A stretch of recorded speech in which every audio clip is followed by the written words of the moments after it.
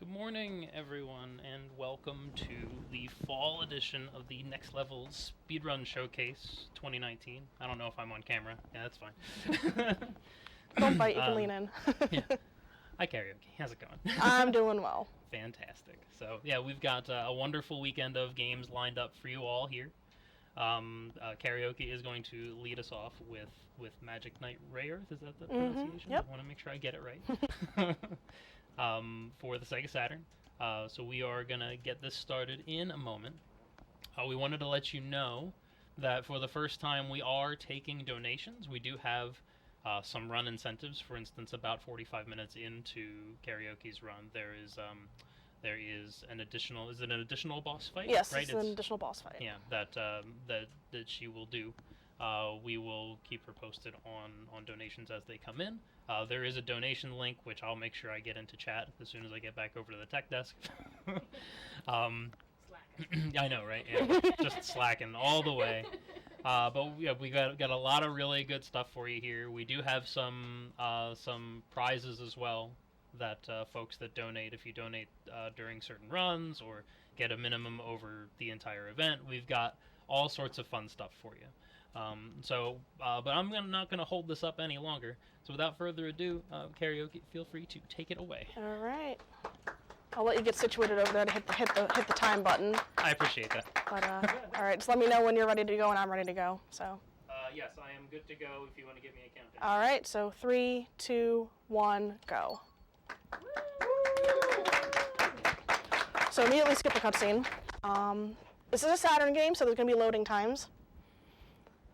A lot of loading times. So hi, I'm Kariohki. This is one of the many working designs games that I speedrun. It's loading, don't worry. One of the many working designs games that I speedrun. So we're just going to go over here and wait for this nice lady to help us out. Come on, walk down. No, come back.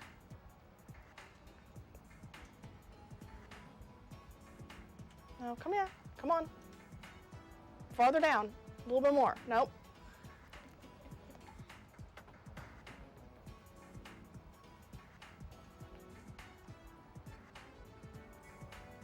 Come on, come back above me, please. I need to climb the tower.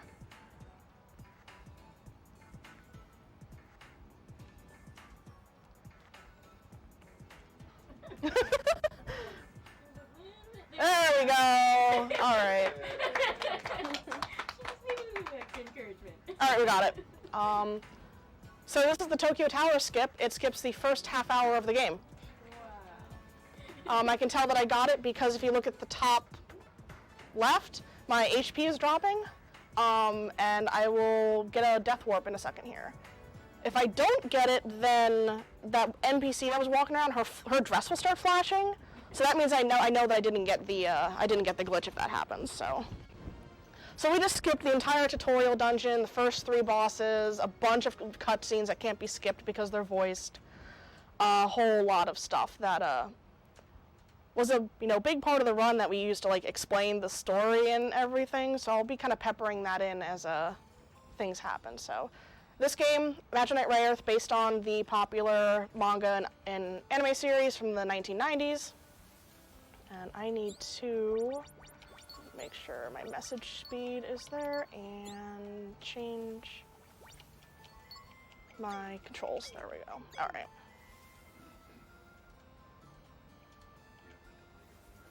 So based on the popular anime manga series from the 90s by Clamp, this is also special because it is the very last Sega Saturn game released in the US officially. They started work on this in 1995. That's when the Japanese version came out. It didn't come out in the US until 1998 because of various delays, including source code being lost, parts having to be recoded, general Sega CEO saying, "I don't like anime games."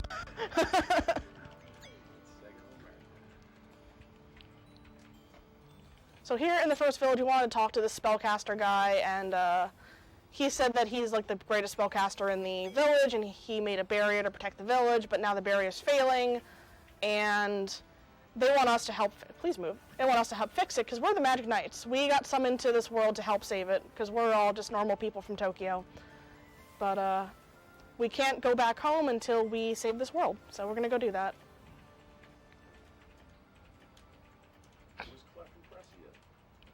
They'll come later. We don't meet them until later because we skip meeting them. Because we found out this game is actually kind of glitchy. So this is the first, well, the first dungeon that we skipped was kind of a tutorial on like movement and jumping and stuff. This is a tutorial for puzzles. Because a lot of the dungeons in this game have a lot of puzzles in them. So I'm gonna take a safety backup here. Get a health potion there. We hopefully won't have to use that later. So we're also kind of under-leveled right now. We should have a little bit more HP than we do, and we should also have a little bit stronger attack, I believe. But we skipped the first dungeon, so we skipped our first level up.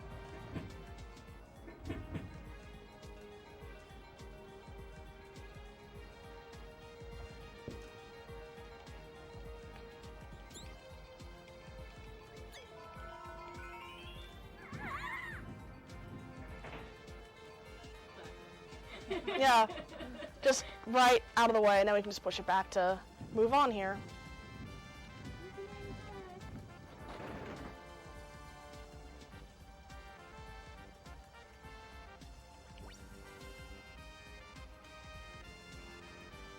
So to get running speed in this game, I missed it there, but you have to walk a certain number of frames or walk cycles before you start running. And you can keep your momentum by jumping over screen transitions. You can keep your momentum that way, so I will try to keep doing that, but can't always get it.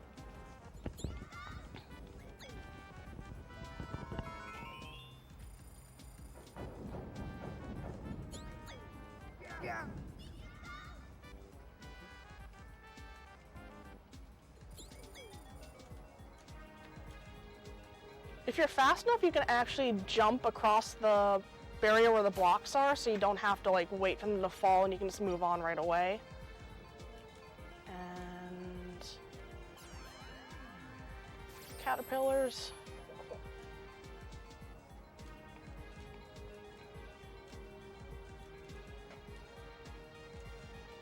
So that's a healing fountain, but he drank all the water in it, so we can't use it anymore because there's no water in it.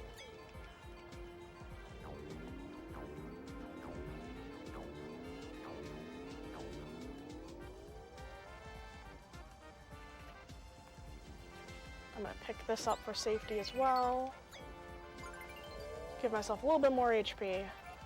So those things, along with when you get your level ups after certain dungeons, you get +1 magic, +1 HP.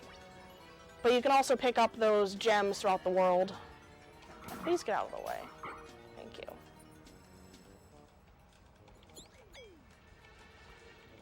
So these mirrors are scattered in some dungeons, where we learn new magic from them. I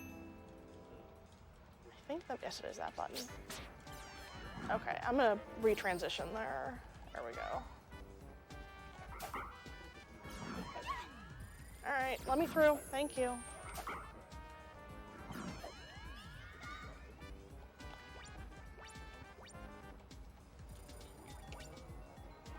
Thank you.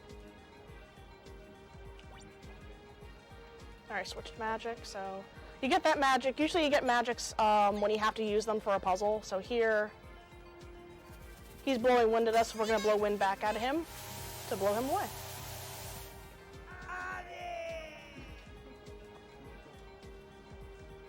Go ahead and pick up this money.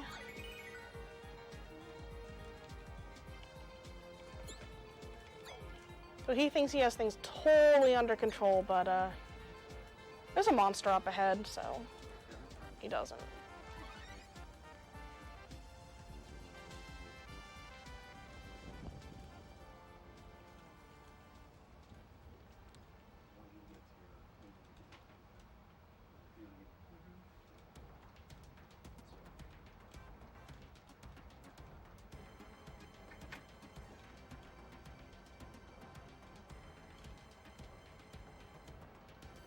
here's the first boss fight of the run, giant spider.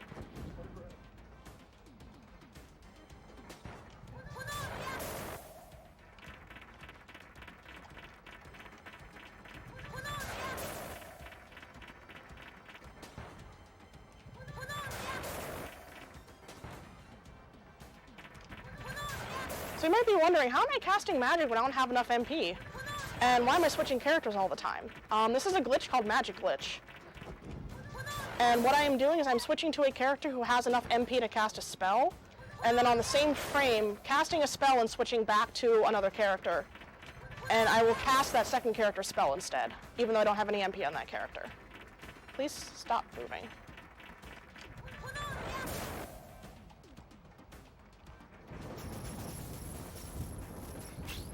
There we go, that was good. So I changed my control scheme at the start, so I am hitting the Z and C button to do that, because they're right next to each other. Normally on the controller, character changing is on the L and R buttons, so it's a little bit harder to hit R and C, especially with the default controller.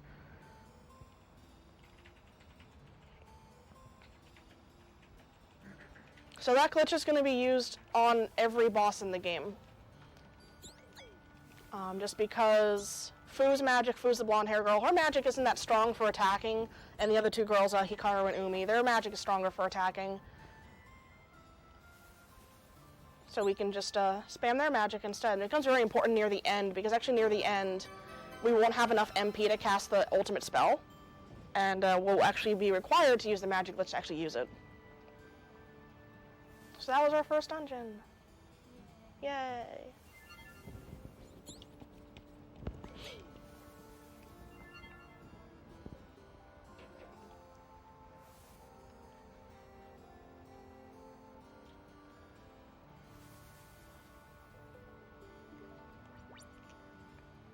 And we're moving on to the next town now. So there's actually a lot of Magic Knight Rayearth based games out there. I'd say this one and the Super Famicom one are the most well known. This one just because of it's the last Saturn game ever released in the US, and the Super Famicom one had a fan translation done. One of the early fan translation, I think.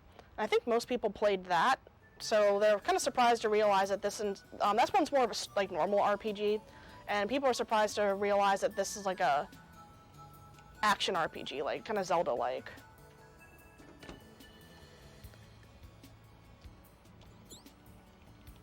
So, in the cutscenes we skipped at the start, Clef is this dude, we'll kind of see him soon, told us that we need to find the special machines to help save the world, and they're in the volcano, sea, and sky. So this is an ocean, so we're kind of thinking there's a machine here. And considering there's a bunch of whirlpools to the island to the north, something's going on there. So there's no ships going there, but we want to go that way. So the only way to get there is to learn how to swim, because that's obviously safer than taking a ship through whirlpools, right? So the guy who can teach us how to swim kind of ran away from town because this girl's pet drowned in the ocean. He wasn't able to save it, so he's a little depressed. But she's doing okay. She has a new pet. That was her that we talked to there. So we need to go find this guy and tell him that, one, to come back, everything's fine, and two, to teach us how to swim. So he's hanging out in the first village hiding over here.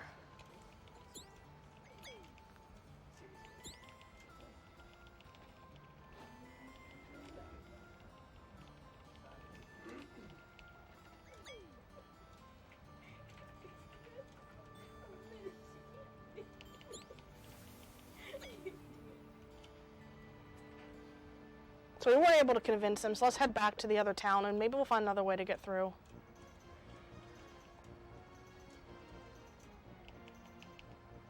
There's a shortcut to go on the map. That was something added I think that was added in this release, a shortcut button for the map. I don't remember. This is a working designs release, therefore there's a number of changes made to the game. The biggest one being difficulty increase. So this version is harder than the Japanese version. However, there's a cutscene skip button in this game. You just press start or C to skip cutscenes. And therefore, this version is faster than the Japanese version by about 90 minutes for the speedrun. Because you can't skip any of the animated cutscenes, and also there is less voice acting in the game itself. And you can't skip voice acted lines, as you'll see in about a minute here.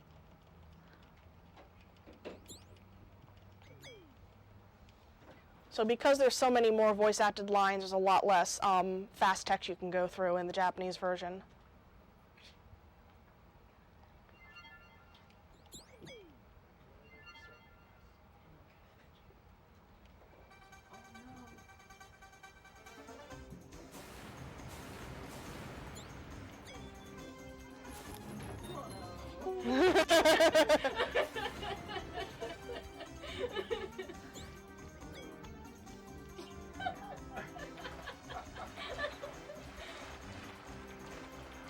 That's, you know, the hottest, you know, 16, or how many bits is the Saturn? 32?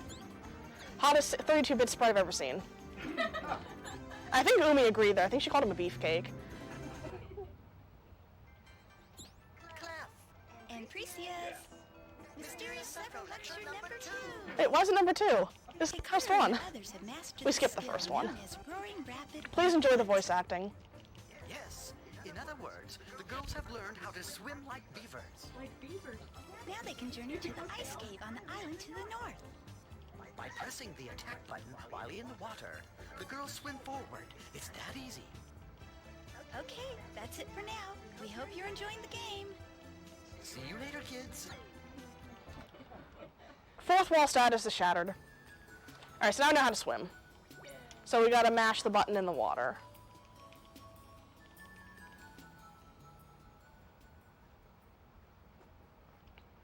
Or if you have a turbo controller, we do allow turbo for the speedrun because mashing can get really annoying. But I'm pretty good at mashing. Let's see if I remember how to do this the quick way. Nope. Nope, that's not right. Okay. So this is kind of a whirlpool maze. I was hoping to get it done the quick way, but I kind of forgot which way to go. So we're just gonna kind of head up here and over and get shot. There it is. There it is. No, come back.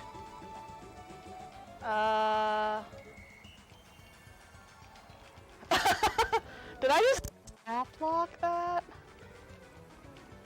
Oh, there we go. Okay, we made it. We made it out. Good persistence. I didn't even do anything. I just kind of let it go for a little bit there. Okay. Nope. All right. Go down here and then, nope, not there. Come on. All right. All right. Just up right here. It should be there. All right, we made it. Oh, okay. If that was actually a soft lock, don't worry. I have multiple saves, and I could have just loaded a save, and that would have been fine. But I didn't remember to buy the mana potion on the way out of here because I didn't do that in the town. So, all right, second dungeon. Nice start. Okay.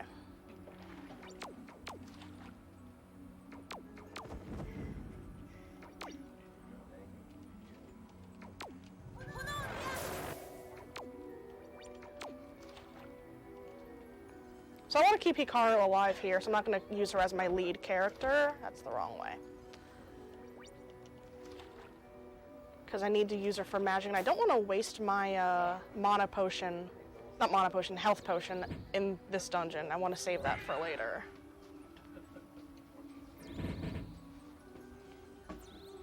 So block puzzle. I think ice blocks will always slide once you start pushing them. It's been forever since I've kind of just played around with the game. I don't remember if they actually do that or not. So we're gonna be a little safe here.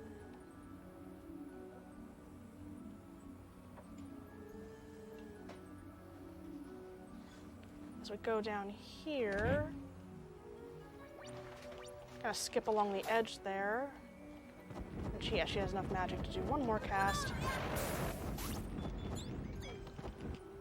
And so there's a mirror here. And we're gonna learn Hikaru's second magic, and you're gonna be seeing this magic a lot because it's my go-to attack. So switch to Fu. because we need to magic glitch in the next area. Used to have to grind for magic refill drops at this point, but with the glitch we can just make sure Fu has enough magic, because we need to use Flaming Shock here, and do that. Despite Hikaru having no magic whatsoever right now. So watch out for the spinny boys. And we do need to keep Fu alive to hit a switch down here, so I'm not going to be using her right now. We're going to go down and around this way and switch to her. Alright.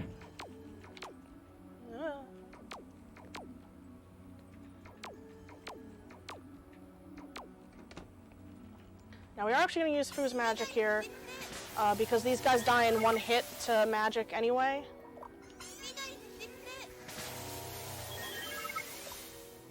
I did get all of them. Okay, there's a sound cue there.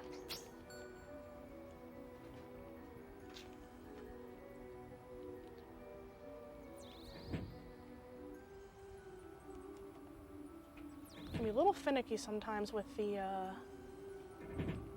collision on the block pushing. All right. Heal up at the fountain and run all the way to the back.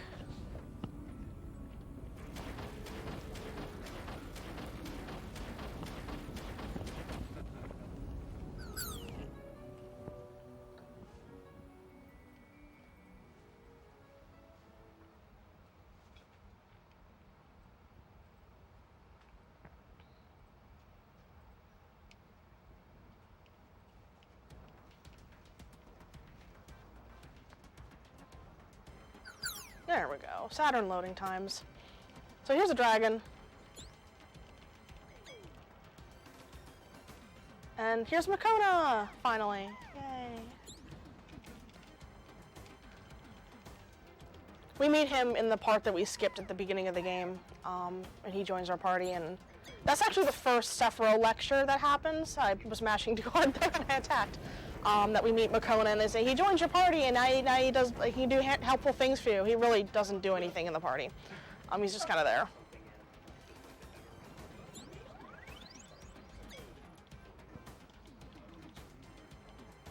So Ascot here, he's a little kid that appeared. His special powers like to control monsters, so he's controlling the monster that the girl, Sarah, the girl here, picked up and turned into a giant dragon.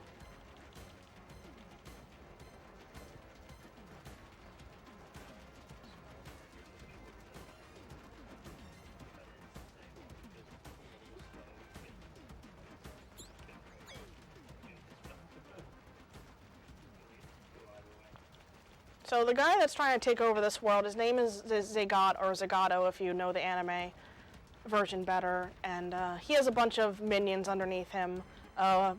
We kind of already defeated one of them. She's kind of encased in crystal right now. So he sent Ascot after us, and there's two others that he has underneath his control.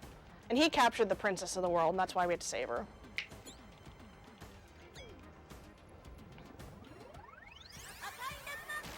Might have, oh, it wasn't too early. Okay, good.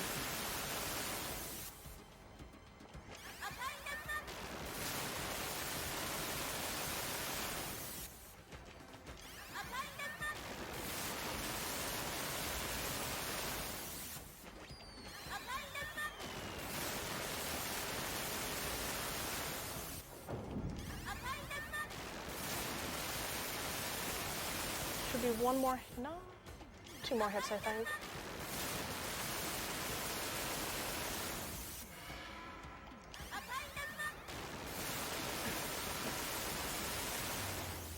There we go. Very clean.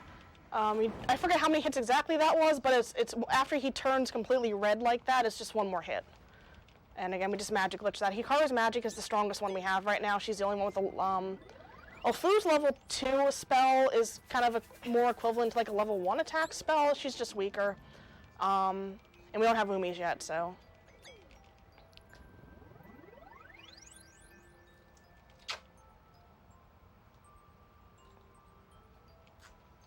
Kariohki, can I cut in for a second? Go ahead. Hey, this is Yells from the tech station. Just cutting in to let you know that we're about 20 minutes or so away from the incentive for this run. At the present moment, because we got a bit of a slow start here, we're just looking to get about like $20 in donations in before that line. So feel free to get your donations in now. You can use ! donations or incentives or prizes or donate in the chat to get the link. Back to you, Kariohki. So, for whatever reason, I guess we showed like good courage or whatever. The dragon likes us now and he joins our party. That doesn't really mean anything. But this way we found one of the machines, like that's one of our goals in this, in the plot. So, plot reasons. Meanwhile, at the evil people's place, once it loads. Feels like it's loading slow today. So, My, Ascot. Pity that you've returned. all of these cutscenes are voiced, so I can't just mash through them. I have to wait for the voices to go through.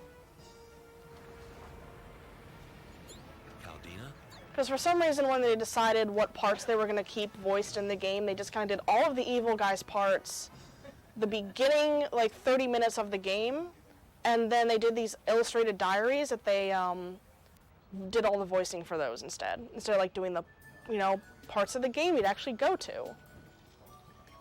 Okay, I need to go buy that mana potion just in case as a backup. So that's up and around here.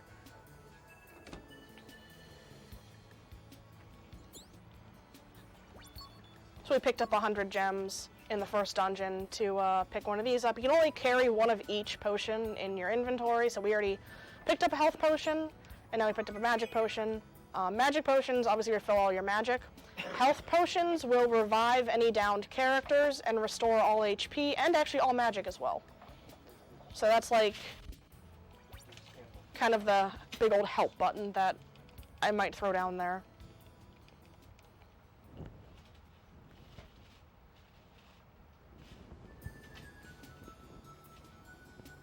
So now that we rescued the machine and destroyed that dungeon that was there, there's no more whirlpool, so we can just mash happy.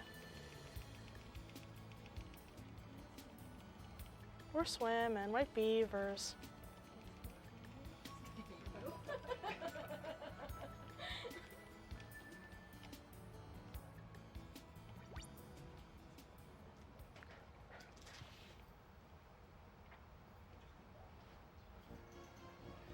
And we're on to the next town. So the reason why we're heading here is because I think we heard, maybe if you talked to the NPCs or something, we heard there's a volcano nearby here. There's a volcano that erupted and kind of blanketed this town in snow, because that's what happens when volcanoes erupt. So we're gonna go check out this cave that's kind of by the volcano, and get ready for some massive slowdown up here. That's some good chug. There we go. We made it. A few too many sprites on screen there. So we switched to Fu there because there's a little bit of an offset we can do, because she's going to walk up to Fario anyway. By the way, that's Fario. We met him in like the forest that we skipped. He likes girls. that's the best description I can give him. He's a sword guy and he likes girls. So we're going to go to the inn and stay the night. Inns don't really have any purpose other than to advance the plot a few times, because all of your healing is done at the fountains.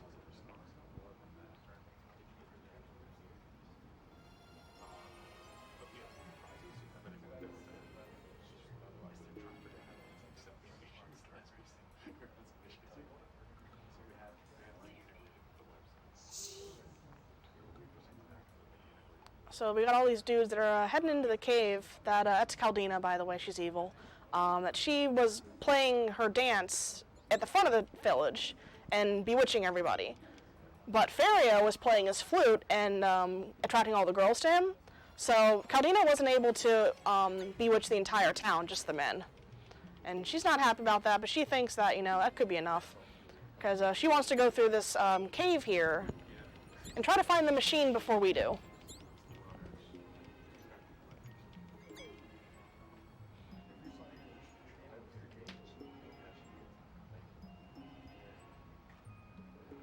So if you ever play this game casually, there's a lot of like interactivity with like objects and stuff that you can talk to, and each character has their own thing they can say about an object, which is kind of cool.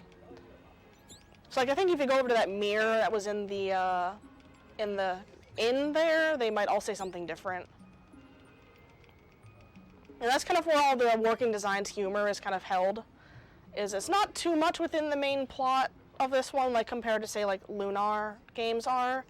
It's kind of hidden in the NPCs and stuff like that. Because they always, you know, very liberally translated these games.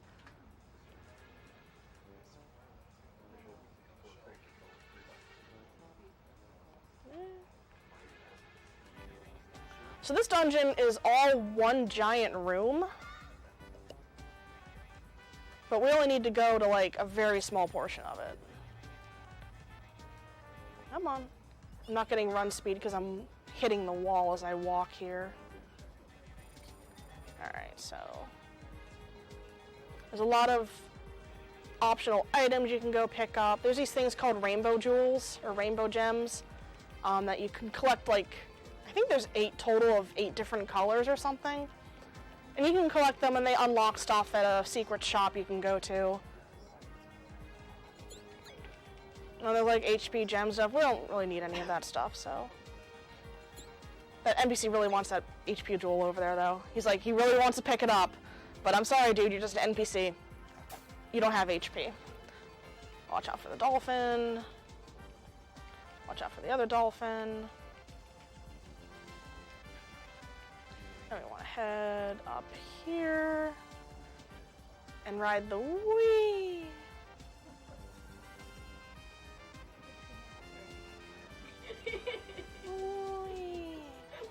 Whee! Alright, rode the whee.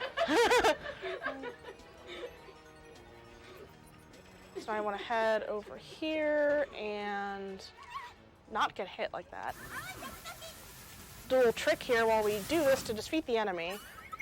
And then pick up this magic jewel, put it on Umi. Her magic will get restored. And we do it again here.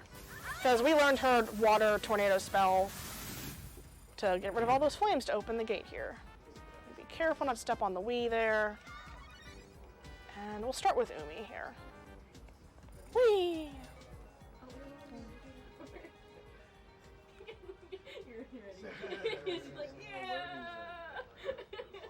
So if you like those moving platforms, this entire boss fight's on those.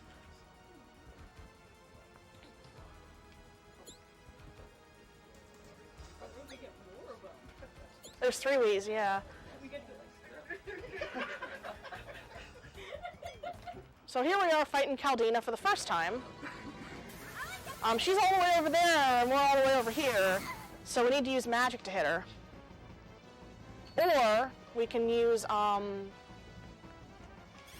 Fu's arrows to hit her. However, since we kind of skipped leveling up and stuff,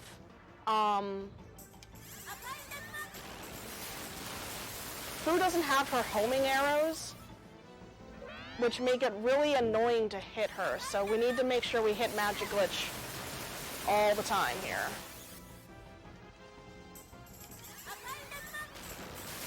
Otherwise, we'd have to wait for this move and actually like pay attention to it, which is annoying to do because. Oh, okay. I want Fu. There we go. Should be one more hit.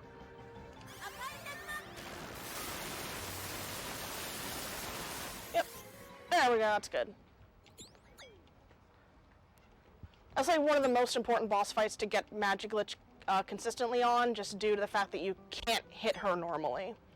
For other bosses that are like near you, if you use all your magic up and don't have any backups, you can just sword swipe them with, I think Hikaru's the strongest right now. Until they die, it takes a while, but it works. But that one, since we can't reach her and because Fu is extremely weak, we do need to hit Magic Glitch a lot, so we did it, yay. That's the first Caldina fight. The donation incentive is actually to fight her again later on. There's a second boss fight with her that we normally skip, and but we can access that fight even though we skipped that area. We can just kind of pop back in and go fight her.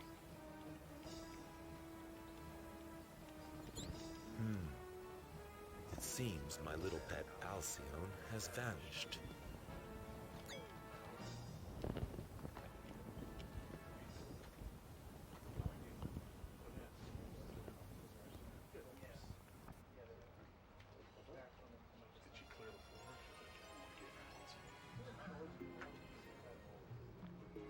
Alright, so we need to go back to the inn. Still a little bit chuggy here, just because there's so many...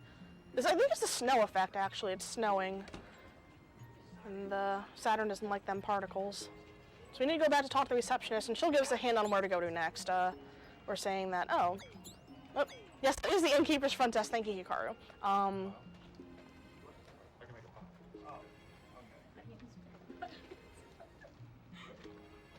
so we need to go up and around... I think it's this way. Go here. This is Rafarga's house. That's Rafarga. He just kind of bursts through because his door freezes over. So he's going to teach us how to do that because there's a boulder next to the cave that we need to go through to move on to the next town. So instead of just, asking him to do it, we needed him to teach us how to do it. It'd be a lot easier, for us to leave if, we just had him bash the boulder, but he doesn't want to, so. Give it your all! You can, as the day goes, we're doing this all day, by the way. Smashing our head into an ice wall. So he's gonna let us stay, even though there's an inn just south of him, we're gonna stay at his place. I know, it's a huge bed. That's like a bed. This house is huge on the inside. 'Cause that bed is enough to fit 3 teenage girls in it. That's a, big bed. Rafarga's a big dude though, so makes sense. So because plot advancements always happen at night in RPGs, we get a little bit of control here. We gotta go talk to Rafarga. He's hanging out south of us once the game loads.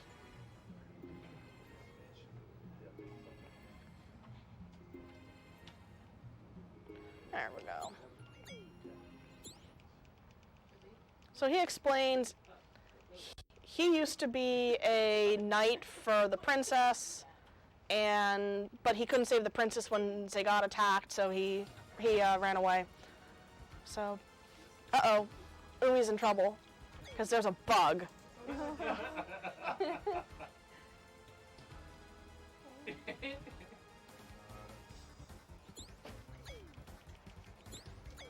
But we learned the pulverizing bash, yay! And Precious, Mysterious Sephiroth Lecture number 3. you've just mastered the skill known as the pulverizing bash. Indeed. By running to increase your speed, the power to throw yourselves increases as well. You can destroy places with weak foundations or small cracks with incredible ease. But be sure to give yourself plenty of room to run so you can increase your speed. That's right. Make a good approach, start running, and then boom! That's all for today, kids. We'll let you get back to your game now. Have fun. Remember, boom! So when he's explaining how to do the dash, he says boom. If you listen closely, you can hear the voice actor snapping before he says boom. They just left it in because it's funny. That's the last Mysterious Sephiroth lecture we're going to see in the game, unfortunately. So there's 4 of them total. We only see 2 of them in the speedrun because we don't learn the 3rd special skill in the game, which is the I don't remember what it's called. Something dash. Instant dash, that's what it's called. We don't learn that because it's not actually necessary for the speedrun. There we go. So now we can get through to the next area.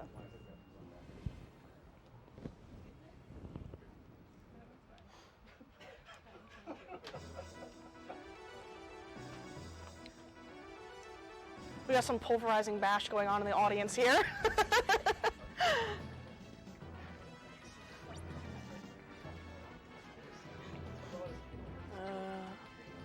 This way.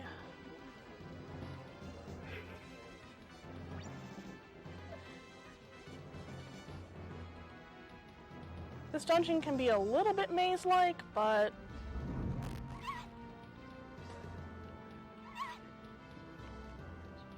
we can just tank those hits. It's fine.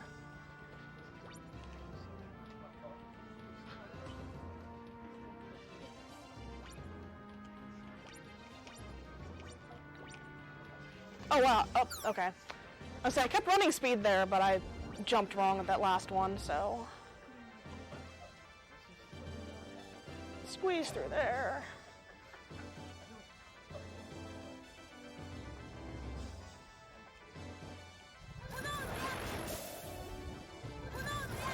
There we go.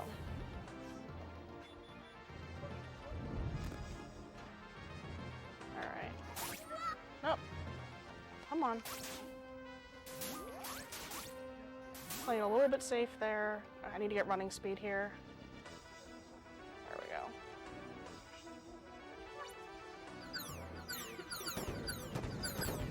Keep moving! Oh! Okay. Oh, I took double. Oh, there we go. We're fine. We have healing if we really need it, so. I'm actually going to heal here just to get Umi back up and just in case I get a lot of hits in this next spot. Okay. You need to head up here. There's more. Oh, not that way. This way. Can I squeeze through? Nope. There we go. Because there's more fireballs here. Alright, there we go. This is just kind of a filler dungeon. No puzzles, just running straight through. Alright, we did it. Not too bad. Obviously you want to keep running speed through the whole dungeon and just kind of hop over those platforms, and those enemies are huge and enemies do a lot of contact damage in this, and of course there's knockback, so you get hit, you get knocked back in the pit, and you die. But alright, we're gonna heal here, and now for my least favorite dungeon in the game. Please move. My least favorite dungeon in this game, but you know, everything was on fire. This is fine. Okay, just a little fire. No biggie. No biggie. Sip coffee. This is fine. Alright. So this is a giant maze, pretty much. And there's a lot of enemies, and they do a decent amount of damage. And they're faster than you as well.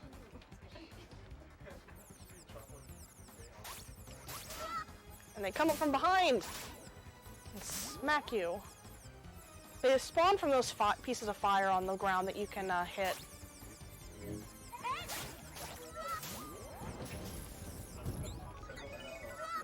Please?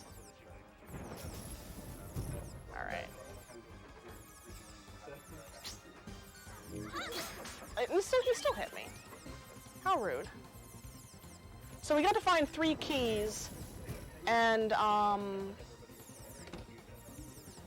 get through the dungeon because we need all 3 keys to get to the end of it.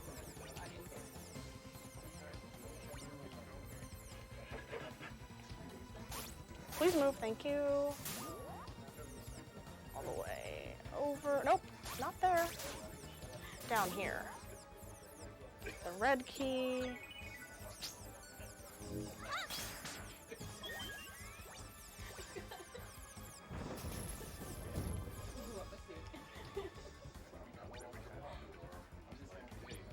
Nope, didn't jump close enough. Alright. Nope.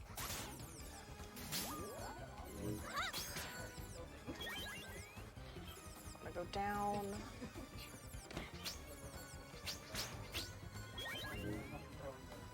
Down, up. Oop. You can't go through doors. You can't unlock doors when you're charging a weapon, apparently, so. Get the green key.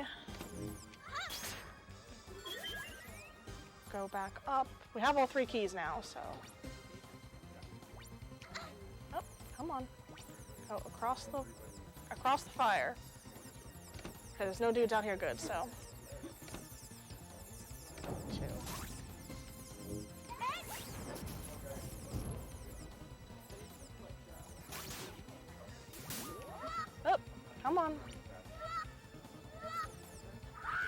Thanks, Hikaru.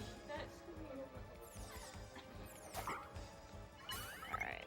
Jump. Nope. Let's try to be a little bit lower. Alright. Come on.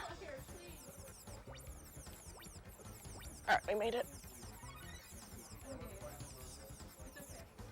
We're fine. This is fine. Yeah, there's a not on fire fountain in this person's giant mansion house on the second floor. There's a fountain there. I don't understand. I don't have a house, so I don't know how people build houses these days. Now after a really annoying dungeon, we have a really annoying boss.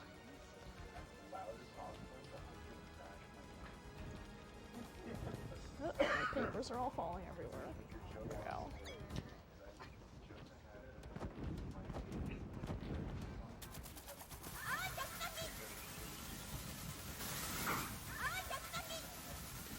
So this time I want to use Umi's magic because everyone else's magic won't do damage. Because you can't fight fire with fire, unfortunately.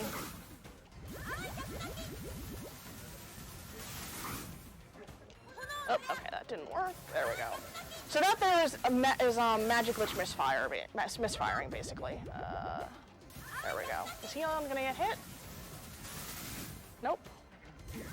Alright, there we go. It should be it? Yes. So when you heard Hikaru's, yay, I did it. I hate that boss. He's very annoying. When you heard Hikaru's Hononoya there, and I was switching to Umi, but nothing happened on screen, that means I was basically a frame off, or something. That Hikaru's magic tried to cast, but Umi was active, and it just doesn't work that way.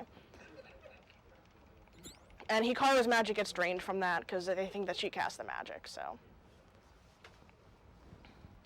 And then I missed this, and then I missed the one right after that because he was off screen. But that boss, we used to actually have to, before we knew that magic glitch worked on the US version, we had to burn a mana potion there. Oop, there's a cutscene skip there. Seems as if Alcyone has been denied success once more. She not only departed without your permission, but lost to those three in your name. It is nothing short of a complete disgrace, my lord. I take full We met the donation center? responsibility for Okay, her escape so and we met the actions. donation center to fight Caldina again. Thank you very much, everyone. Your donations go to help this event and this store out. So thank you very much. So we will be fighting Caldina one more time. As you wish, my lord. Hopefully I get the next skip quickly, or at all.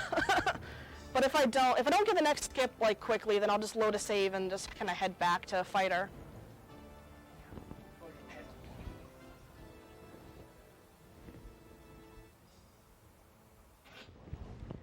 I don't need this page of the guide. I need this page of the guide. Here we go. Alright, so we didn't find any machine there or anything, so we're going to move on to the next town. Because even though there's a bunch of fire and volcano stuff there, that, no machine in that volcano, so we're moving on. So here at the Tree of Life, do you think we should go to this town and do stuff? What do you think? Yeah, you think we should, what do you think? Should we go to this town and do stuff? Yeah? No, we're not going to, sorry. We're just passing through. We don't care about this town. There's a hospital and they need medicine, and the only way they can get the medicine is by climbing this giant tree to get the last leaf at the very top of the tree. It's really annoying. It's a maze. There's a boss up there. We're not going to do that. So we're going to move on to the Blackjack Falls area.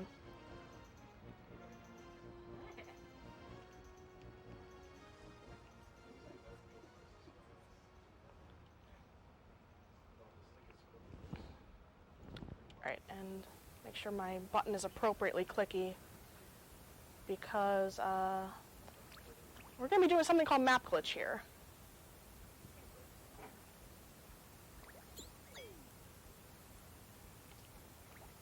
This is a frame perfect trick.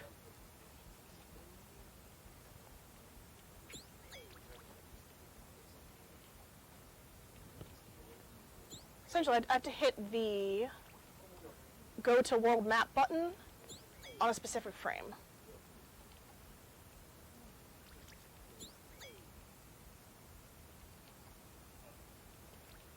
And you will know when the glitch happens, because it'll be very obvious. It's very obvious. It's very funny, actually. Nope. My timing is right when she crosses that line. The frame is within there.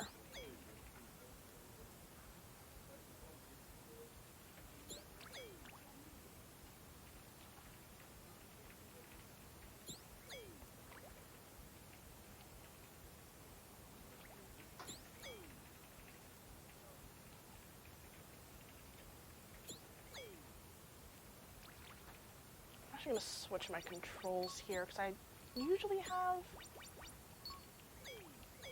a little bit better success while using the Y button instead.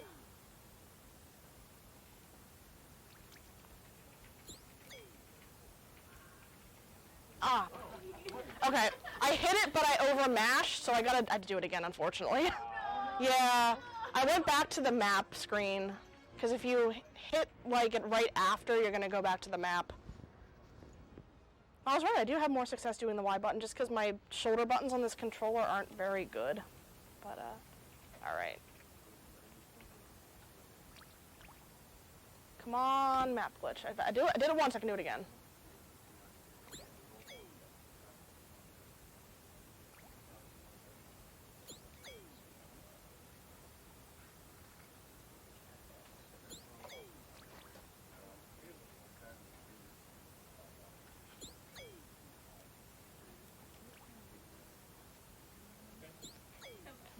Map glitch.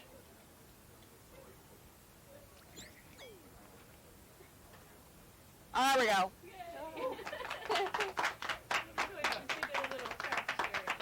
So what this does is it makes your map sprites the size, like the sprites the size of the map, and changes your collision so you can just walk around that boulder. Otherwise, we would have had to go through that whole dungeon in that town. We would pick up a kid named Alto. And you having that NPC in our party, he destroys the boulder for us. So we skipped 2 whole dungeons this way. But here we're going to, thank you again for the donations, we're going to fight Caldina again.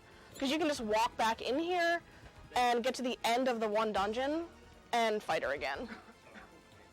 So, it turns out that Alto is Ascot. He was kind of thinking that maybe we are here to save the world. There's Alcyone, she attacks Caldina and makes it think that Ascot did it.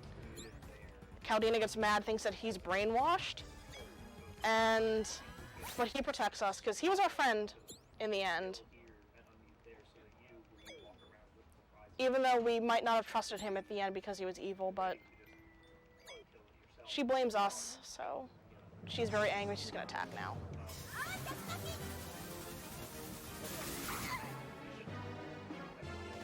Oh, my controls are switched, actually.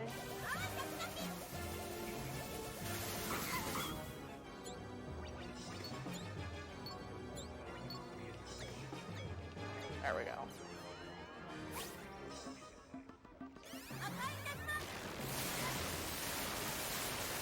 So this is the second Caldina fight. She's going to fly around you, and she also changes the terrain every few hits, which make it kind of annoying to move around because you don't know how it's going to be. And again, we're just going to magic glitch her until she's down.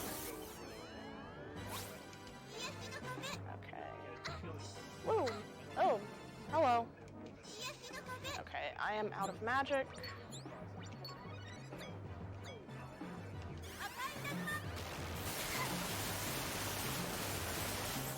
Which I think Umi had like one more hit which I could have used her for, but that's fine.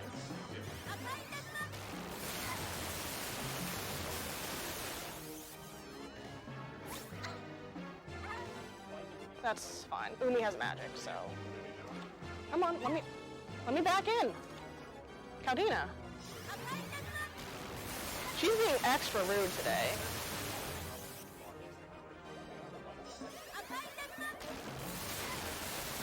There's gonna be one more terrain change, and I think she has 1 or 2 more hits after that.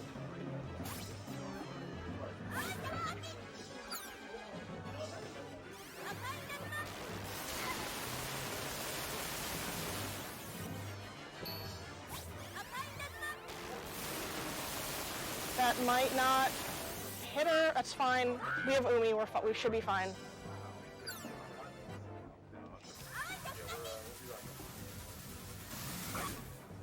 Okay, we got her. Oh, she did not want to go down without a fight. Caldina, you can join us if you want. But so what happens there is we extend like our friendship to her, but she refused. She sort of thinks about it, and then I think Alcyone unfortunately kills her after that, which leaves Alcyone as the only remaining crony to Zagot right now. So she's just trying to eliminate the competition for Zagot's, attention. So again, that boss fight is normally not done in the speedrun, so we can just kind of walk right out the exit after doing the glitch. But thank you again for your donations to show that off.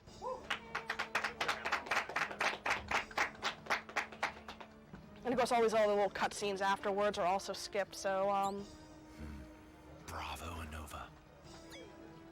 Okay, it's a Nova that kills Calvina off. That's when we first meet him. That's what happens. It's been a while since I've done like an all cutscenes run of this game, so. Yes, my lord. Consider it done.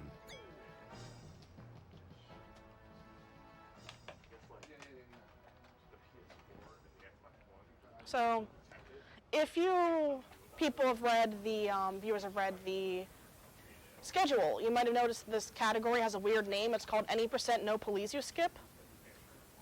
And that's due to the map glitch.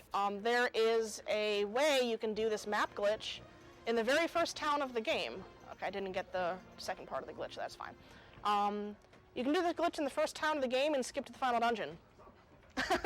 The run, the any % run is 27 minutes, I believe. Only one person has done it.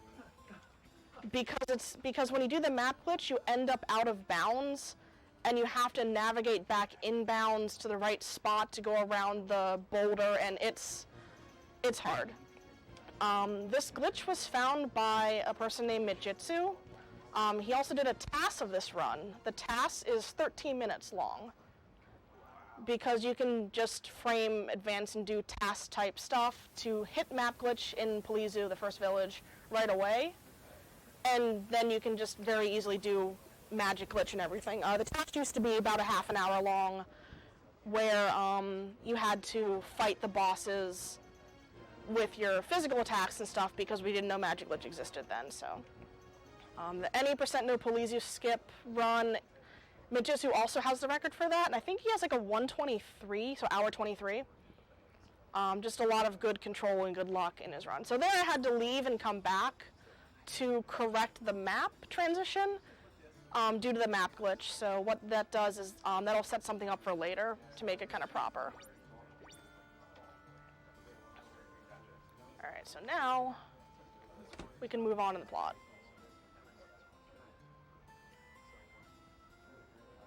Alright, so we talked to this guy here. If you notice, his mouth is moving and nothing's coming out. I don't think this happens normally, but I think this is something, a side effect of map, of skipping the last area. For whatever reason, the flag that says not to move their mouths and this isn't a voiced dialogue scene isn't triggered here. So they're pretending it's voiced, because it is in the Japanese version, but it's not in the English version. So there's just a flag that didn't get raised at this point or something. So that conversation takes a little longer. It might happen in a normal run. I don't know. It's been a while since I've done like a normal run of this game. So again, we're staying at the inn to advance the plot.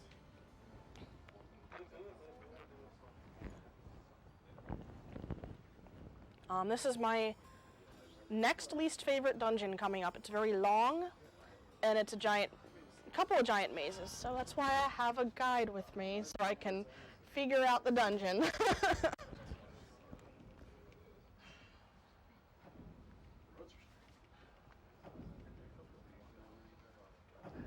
So the plot of this town is there's been earthquakes, and a bookshelf or something fell on this kid's mom and injured her, and he's mad, and he wants to go defeat the monster causing the earthquakes. So he's gonna go do that. And we're gonna chase after him because he's an NPC, And NPCs can't fight monsters.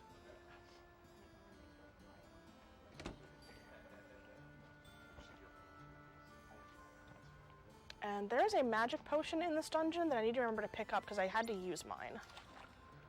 And I want that safety. There we go. And we're gonna go to the right first.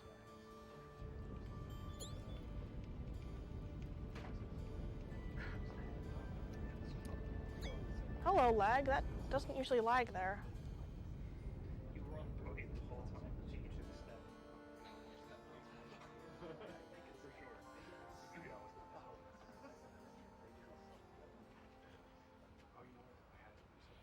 So because of the whole cutscene skipping and non-voice text, the US and Japanese versions of the run are separate categories on the leaderboard. Okay.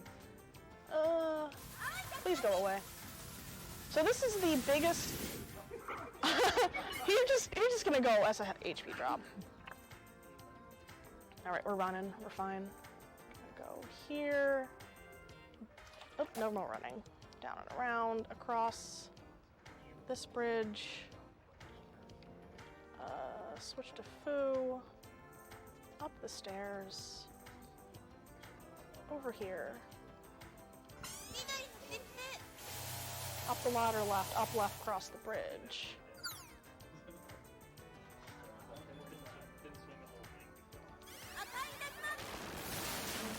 Get these guys out of the way. Oh, magic drops. I'm gonna grab those.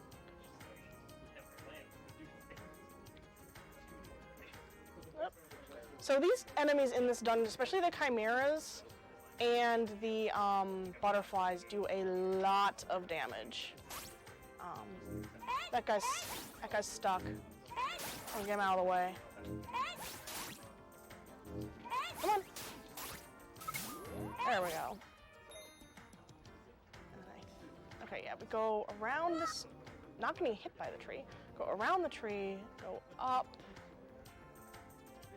around the chimera, through here, around, oh, there's 4 of them. Whoa, game.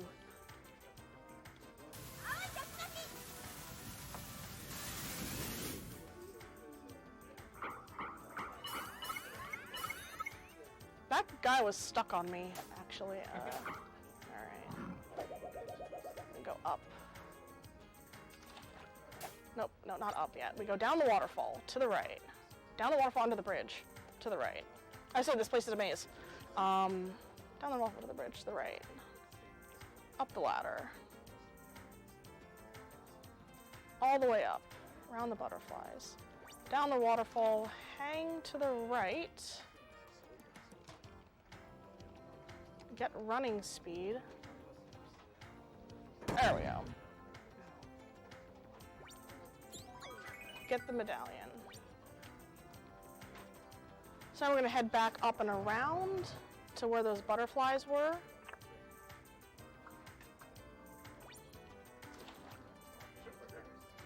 Nope, come here. Come on.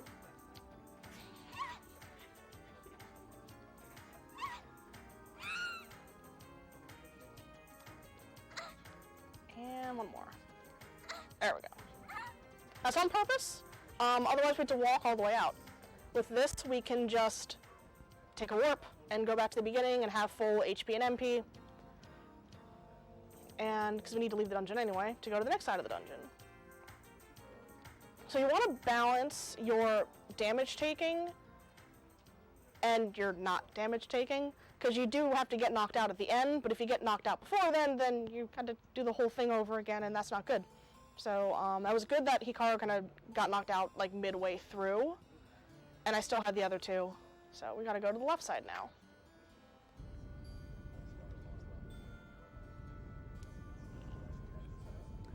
North as far as you can go, head past the tree. South bridge, go in the water, go right into the cave, get the potion from the chest. Okay.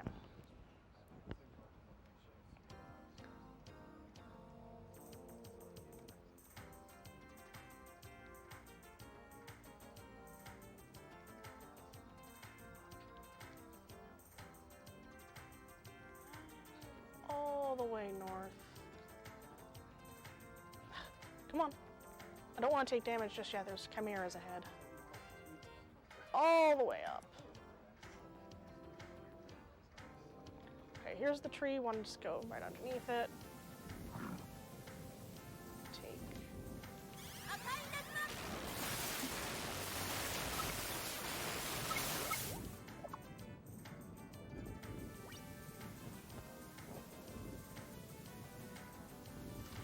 There we go. It is that waterfall that you do want to go through.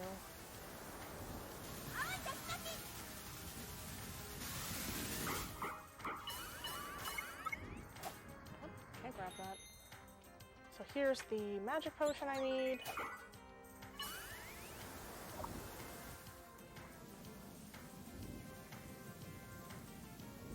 Oh, come on. These trees explode. Now I want a damage boost through this tree. Gonna take 2 hits. Yep. There we go. I think there's a health potion there if I needed one. I still have mine. So cross here. There's a butterfly. There's a chimera down there. We're gonna get rid of him just because he's annoying. Oh, there's another one.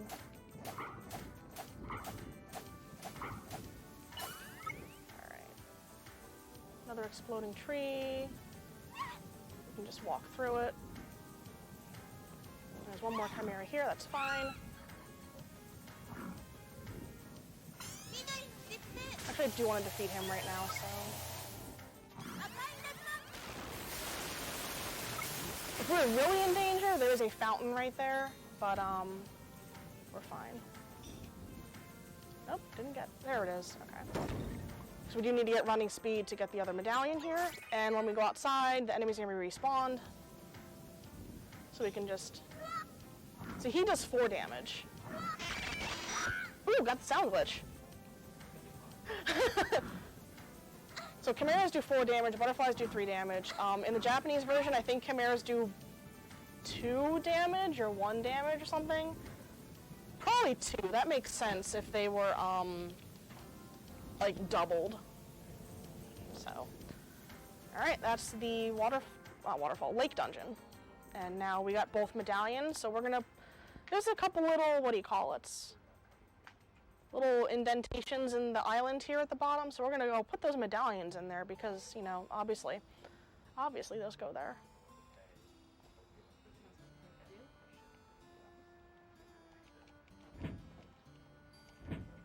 There we go. So medallions. And the island didn't really like that. It's really shaken. We got a big old earthquake.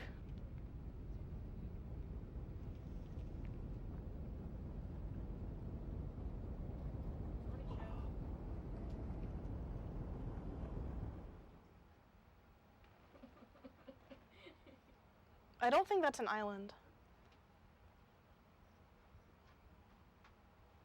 And plus, earthquakes aren't usually part of light shows either.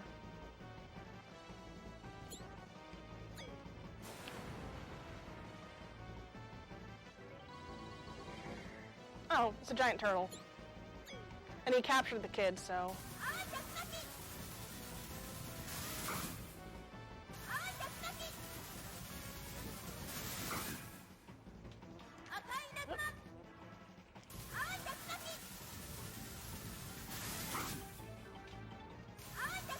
So there's 2 types of like enemies in the game. Good to use. All right, come on, magic glitch, please. There we go. There's 2 types of enemies in the game. There's human bosses and monster bosses. I think one monster boss has a property where you can just chain cast because their invulnerability will wear off before the next cast is done, so you can just kind of chain like this and just kind of stun lock them. It's gonna charge me, it's fine.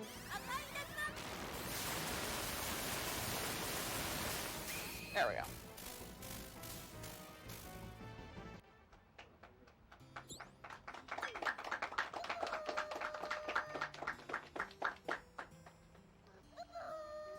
it's Makona! He's gonna poo-poo all over everything and talk to this monster.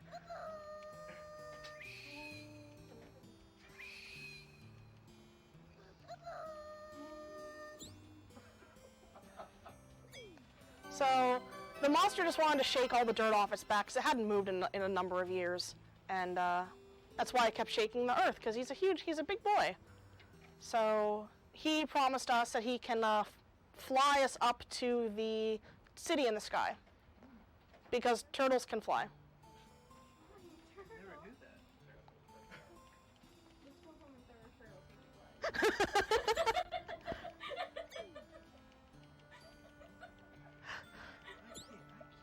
that. That turtle sounds like it's gonna get yeeted. Ninja fly!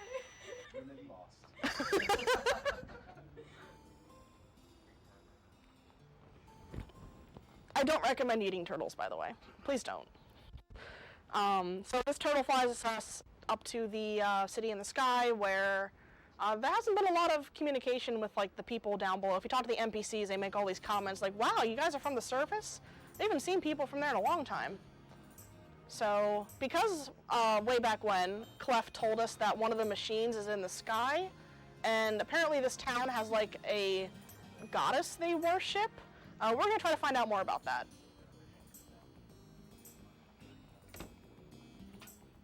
So we're going to go to the mayor's house here.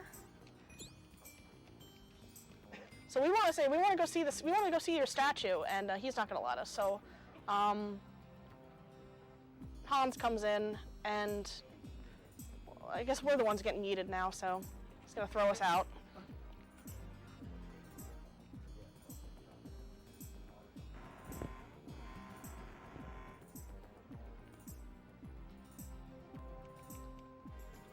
Well, let's try again tomorrow. So we're gonna go rest at the inn, which I think is. Nope, it's not that way. Right, it's this building. Yes. Okay. I don't know why I blanked out there. The inn's right here, so we're gonna stay at the inn because inns advance plot in this game. And now we go back and we're gonna go ask him again if we can, because maybe he was like tired or he hadn't had a Snickers or something, so he wasn't himself. So we're gonna go ask him again today and see if he's feeling better, if he'll let us in to the Sky Garden. Oh, the key got stolen. Never mind. And he thinks we did it because we were the ones that asked to go in. So obviously we stole the key, right? The key that we didn't know existed, right? So we're gonna get thrown in prison because you can't have a JRPG without getting thrown in prison. I know, he just like goes, all three of you, you're coming with me.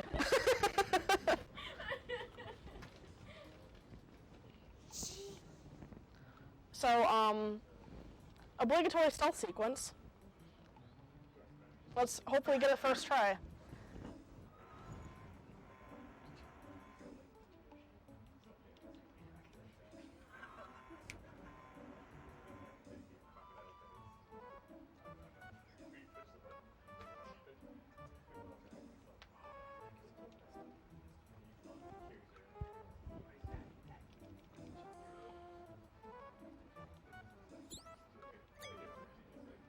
So for some reason, Fu knows how to pick locks. I guess because she's smart, so. Stealth sequence, so. If you've played Ocarina enough time, you kind of know how this works. Get through the area without the guard seeing you. Hans and all of his Hans bros are patrolling the area. There are so many Hanses. I'm gonna take this a little safe.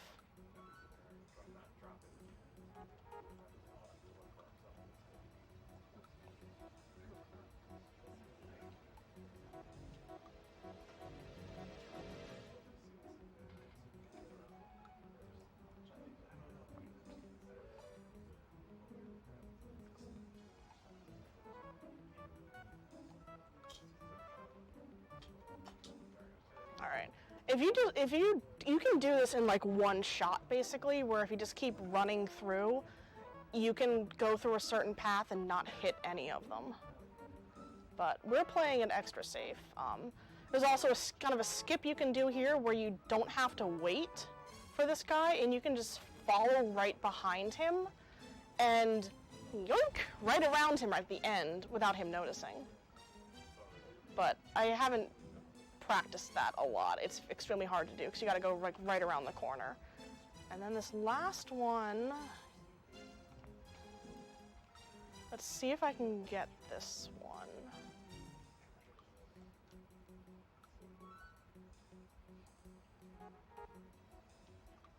All right, I got it. There we go. There's another guy up top there. Hi, Umi. She's all the way back there. The pathing isn't very good sometimes. The guards can only notice your lead character. So that's fine that you got stuck back there. So first try, a little bit slow, but I'd rather it be slow and not first try, because you lose like, there's a cutscene of you getting carried back into prison and picking the lock again, and you got to start all over. So you lose about like 1.5 minutes to 2 minutes for every failure. So I'd rather do it slow and get it first try than. Yay! That makes up for the boulder skip earlier. So we crawl through the chimney because because she has glasses, so she can see really well.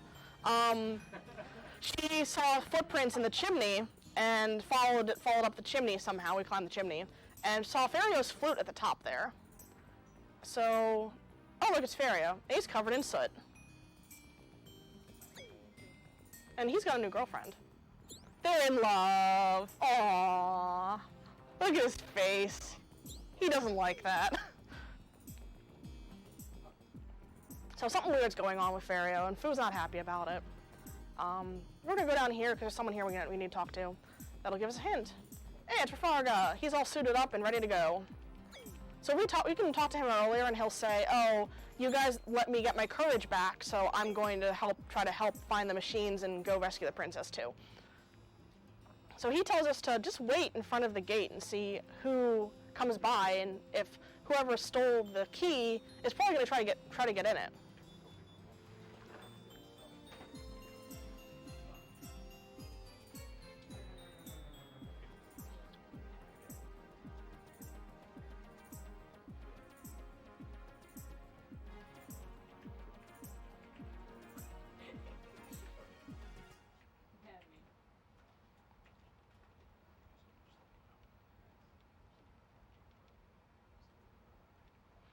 Oh look, Fario did steal the key. And he's going in with his new girlfriend. Yeah, they didn't close it behind them.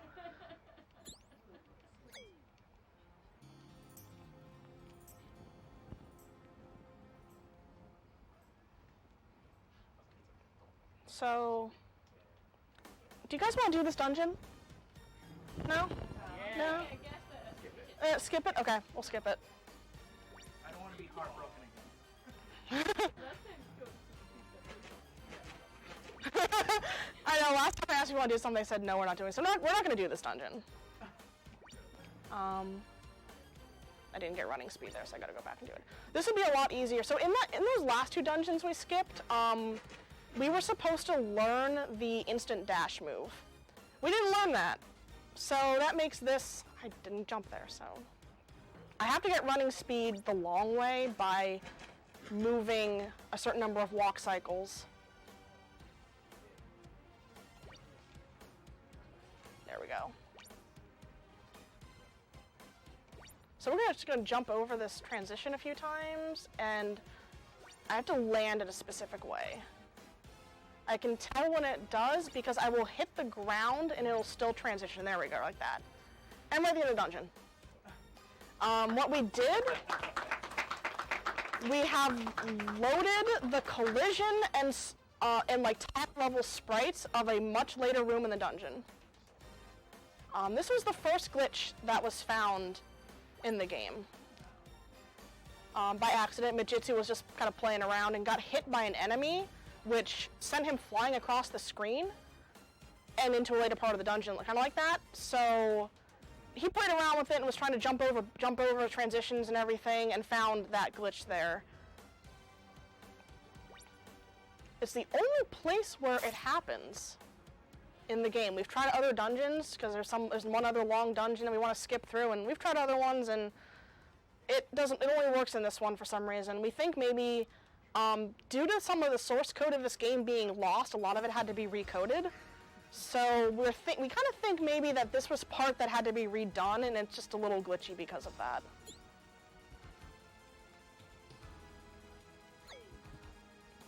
So that mysterious girlfriend, that's Alcyone, because of course, and she brainwashed Fario. And now Rafarga comes because he's under Zagot's control too, and he wants to kill us now. But we scream at him a few times and kind of break the mind control enough that he stumbles off the edge of the platform. Whoops. We're not happy. Also, that statue in the back, that's the machine that we're looking for. But first we defeat Board here. This is Board. Hi, Board.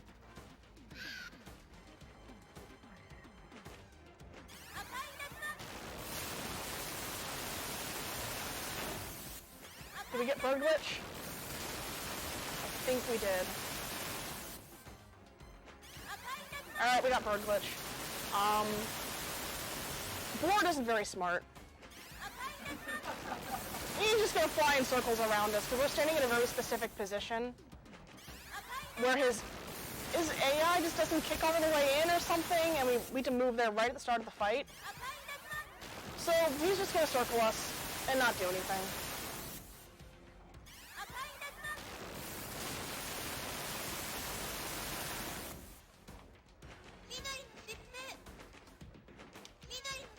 Come on. 3 times in a row, okay. There we go. Come on.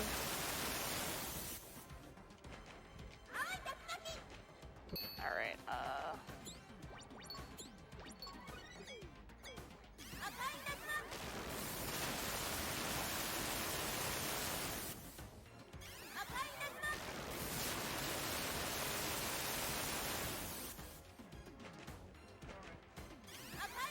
Come on, Board. There we go. Okay, I did have to use a magic potion there because I messed up the glitch enough times. But yeah, just getting him in an AI lock is pretty easy. That was found really recently, actually.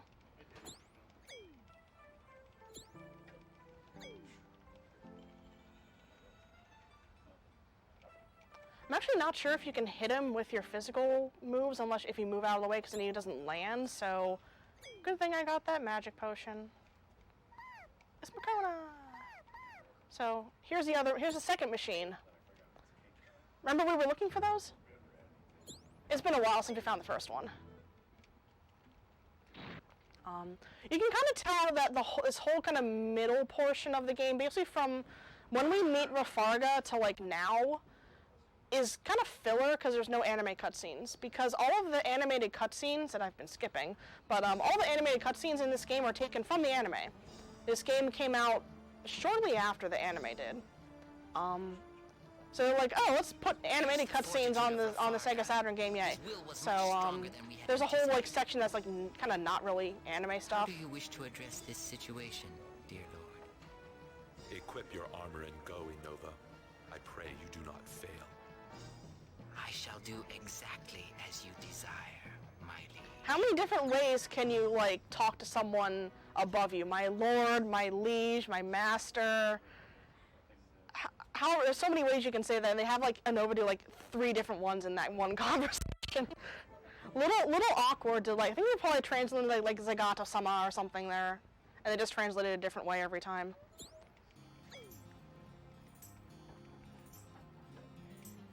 So there's some more Yeet platforms over here, so we're gonna go take them down. Fario's just going off and doing his own thing again. So we think Rafarga might be alive, despite the fact that he kind of fell off this platform rock in the sky. So we're gonna follow this moving platform, see where it takes us, because we don't know where it's going.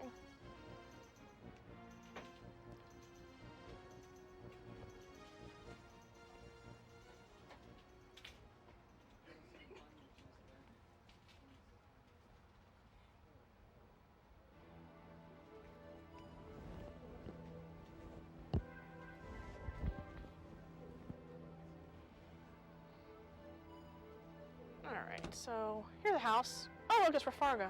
He's here. But he has complete and total amnesia. I mean, he did just fall how many miles, kilometers from the sky? He fell a long way. So it makes sense that he kind of maybe got a little bump on his head. Just a little tiny one. A little one. Enough to erase his memory completely. So we're gonna head all the way back. Remember that town we skipped? We need to go there now, so. Was that Whack Attack Fall? Yes, it was.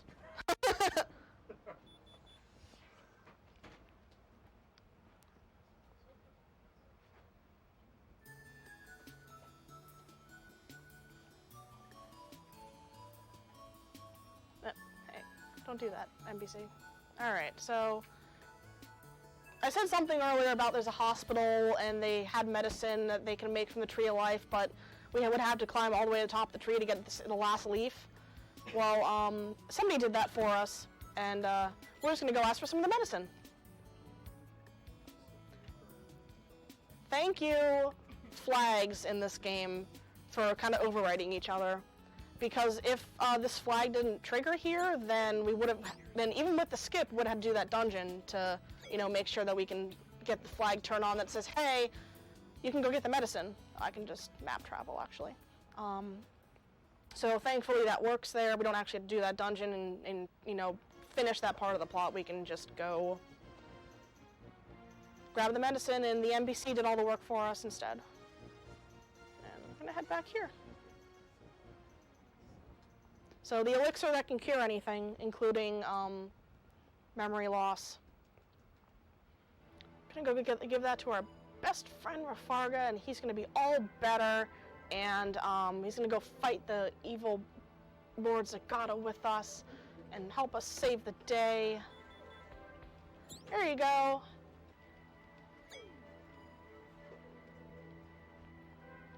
Apparently it doesn't cure migraines though, oops.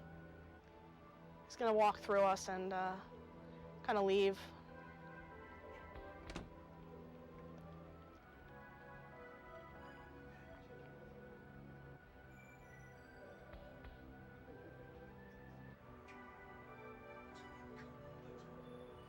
All right, so through the woods. All right. Unfortunately, he's still brainwashed. He's gonna suit up even more and fight us. But Alcyon wants to fight us too. She wants to be the one that destroys us, but Inova's like, no.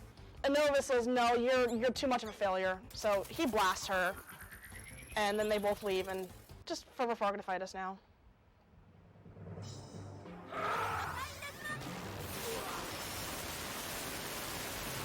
So Rafarga is a human enemy. That means he has more invulnerability frames, so I do have to stagger my magic cast a little bit differently. Come here. There we go.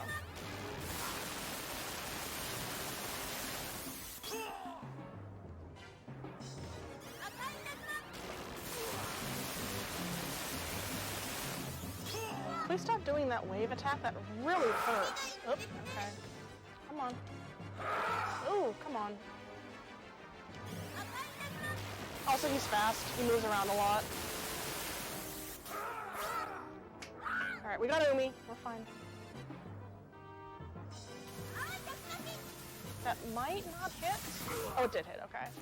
Okay, he's gonna not turn red yet.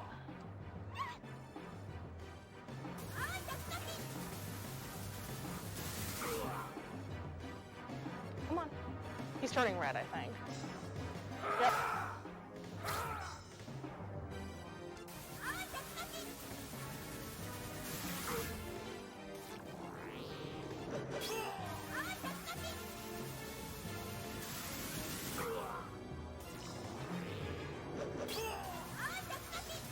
Basically, once those waves start coming out when he does an attack, that means he's vulnerable again. Alright, that's fine. Not bad. Hikaru hasn't been pulling her weight this whole run. She's died like 5 times, I think, so poor Hikaru. So, Rafarga tells us to kill him before, well, he still has his like, full self in him, but, we don't want to, we want to save him, but Anova does the job for us, unfortunately. So, it seems like everyone we meet and try to be friends with and save just ends up dying in the end, and it's really sad. So, we're gonna respectfully bury Rafarga and move on to save the world. Oh, more earthquakes. So we look over yonder because we're kind of close to where we started our journey. There's a volcano over there erupting, and Hikaru hears her machine calling out to her. So we're gonna go to there. So you can either go back to the map and go that way, or you can. Oh, it's the other. It's up. Or you can exit this way. We're gonna exit this way and see some new stuff.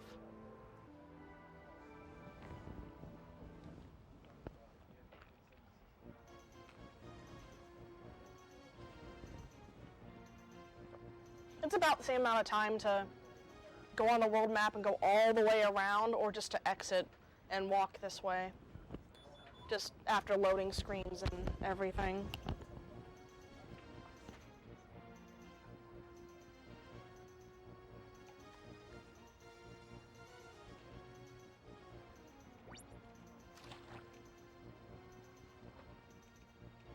Alright, so we're back in the first village, and the volcano erupted and kind of destroyed everything a little bit, just a tad. So now we can head over this way and down this exit. And there's a boulder that's normally here, but because of the volcano, it's gone now. And that's the boulder that gets skipped in the straight any percent run. That you have to do a very fancy map glitch to get around.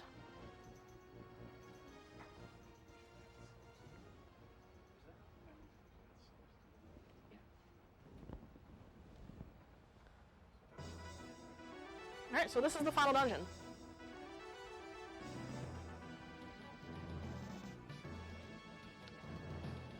So here we learn Hikaru's final magic. Now, if you notice, we haven't seen a mirror in a while, because in those 2 dungeons we skipped, that's where we learn Umi and Fu's final magics. We don't need them for the speedrun. Umi's is just another attack that's the same as her 2nd level magic, and Fu's is like a protective barrier. It's helpful, it's required in the Heaven's Labyrinth dungeon, and it's helpful in this one, but it's not necessary.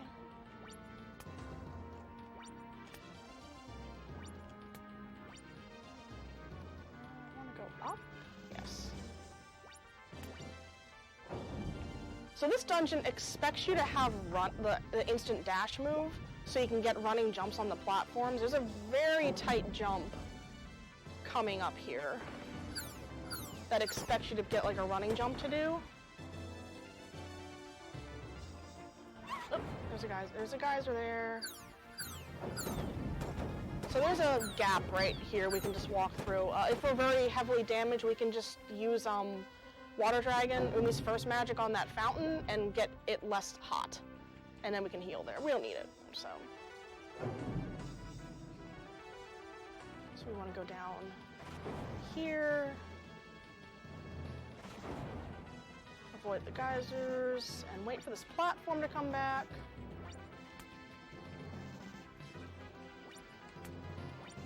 Head to this teleporter.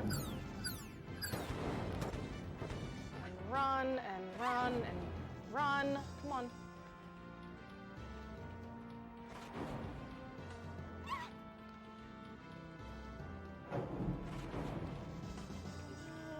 There we go, through here. Now this jump right here is very tight. So I want to wait for this platform to get in the right position. There, we made it, okay. Now we just have to wait for all these to line up correctly. Oh, just missed it. There's a fire snake that might spawn, and I'm ready on my water tornado to hit him because he's very annoying. These platforms don't count as solid ground, by the way.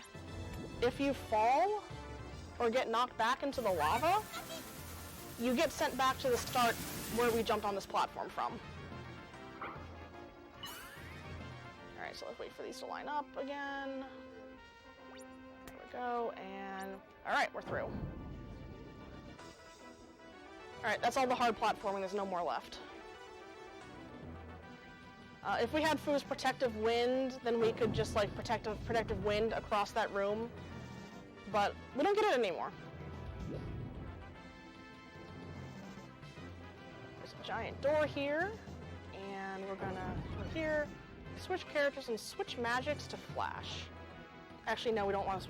I don't want to switch to Hikaru. I'm gonna switch back to Fu in a second. We want to use Flash. But we don't actually have enough magic to cast that spell. At all. We don't have enough max MP to cast Flash. It takes 8 or 7 or something like that. And Hikaru only has like, she has 1 less than that right now. So we're telling Alcyone that, you know, she's pretty badly hurt. We're telling her to stop, and it's fine, we can be friends. But she insists and she attacks us.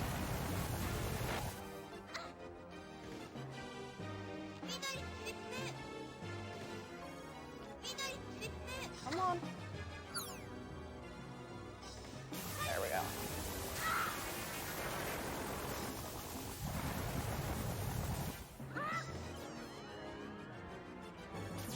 Oh, that's fine. We got Umi, we're fine.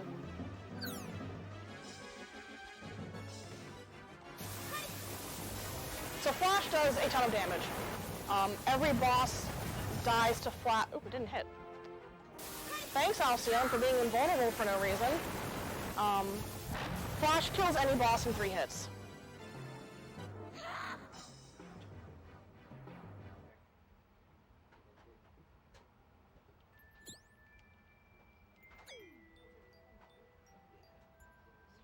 So unfortunately, even though we extended our hand of friendship to her, we couldn't save Alcyone either. In the anime, she lives. This is more based, I guess the story, I mean, it kind of condensed until they fit in one story. It's kind of more based on the manga. I don't think she lives in the manga. I haven't read it in years.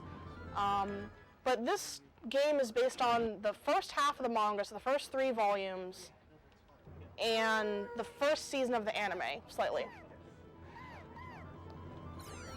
So we did it. We rescued all of the machines.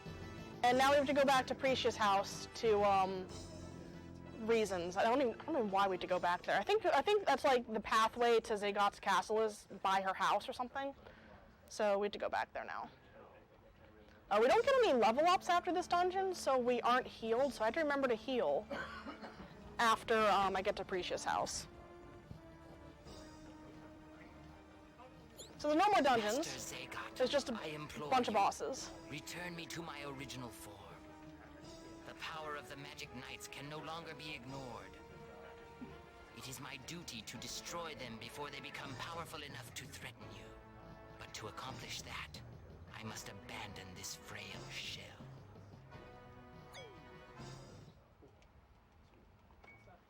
So Zaygot unlocks Inova's true power in that cutscene there.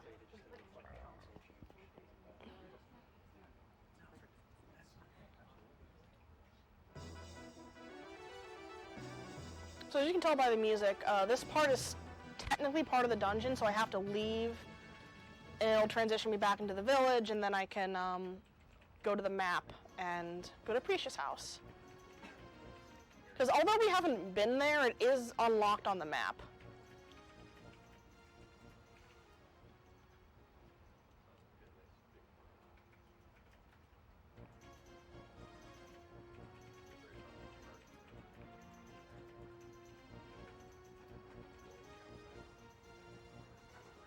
All the good old Saturn loading times. Alright, there we go.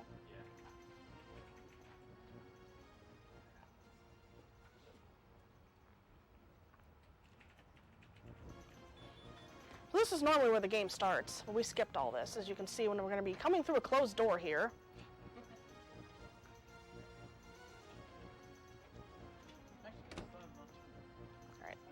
Alright, we're healed up. And also, another graphical glitch here is that chair in the back is still turned around and there's no papers on the floor. Because usually when you start the game, you come into this place and you talk to the chair that's floating and Makona's there and he's scattering papers on the floor and making trouble, and then you get trapped in a cage and all this stuff happens. But look, this is another case of, thankfully, the flag is triggered here to progress to the end of the game without having to clear the tutorial dungeon. I think we can still do it at this point if we like walked all the way to the left. I think you can still go through that dungeon now. I haven't done it before, but I think you can. I don't know if it'll break anything, but so I don't know why we get control here. Maybe just to go back, because we are approaching the point of no return soon. There's going to be one boss, then the point of no return, and then 3 more bosses, and that's the end of the game.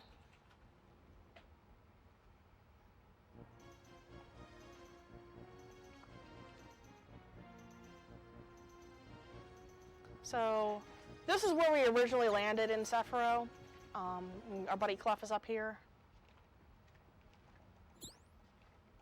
So, at the start of the game, he meets us, talks to us, and gets turned to stone by Alcyone right away. And because she used Zagat's magic to turn him to stone, even though she's dead, he's still stone.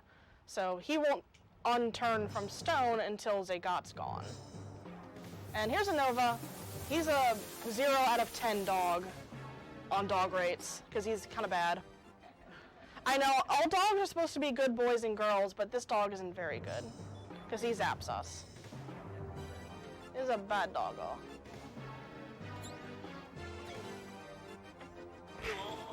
We're gonna fight bad doggo with good doggo, because Hikaru's ultimate spell is like the spirit of her dog.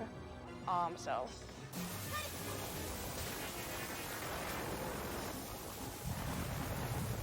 A Nova counts as a human type enemy, so we have to wait for his invulnerability to go away.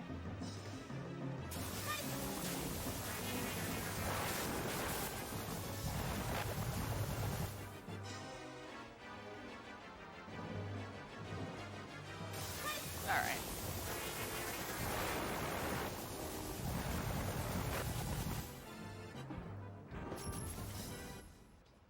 Easy peasy.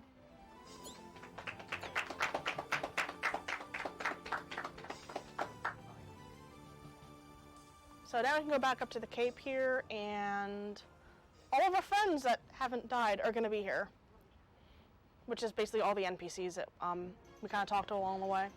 And Fario. Fario's not an NPC. So we can just talk to Fario, and he'll move out of the way.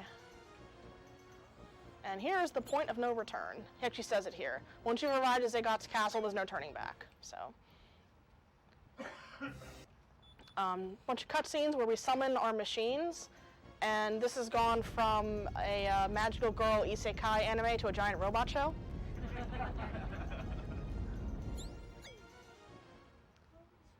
And it's true. Rayearth is a giant robot anime because it was in the most recent Super Robot Wars game.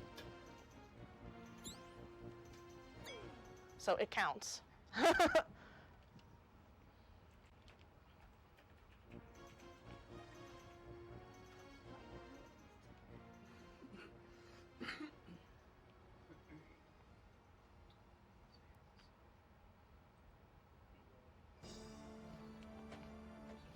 So here we are at the evil people's castle finally, and we are going to go defeat the evil priest Zagat and show him what for.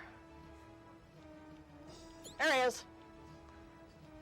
So he does some plot dumping and then says, okay, fine, if you want to defeat me, go ahead.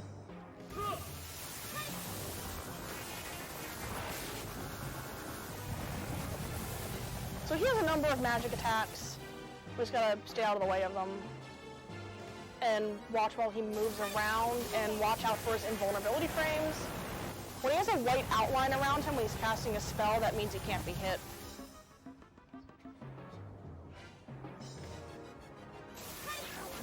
Okay.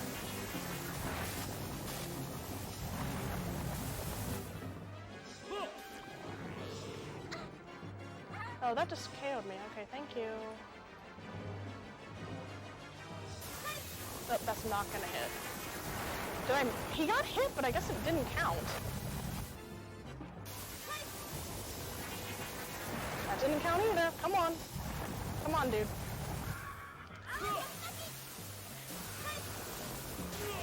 There we go. He took damage that one time, but it didn't count, so we did do a lot of flash there. Okay. We beat him. Took a little bit, but we beat him.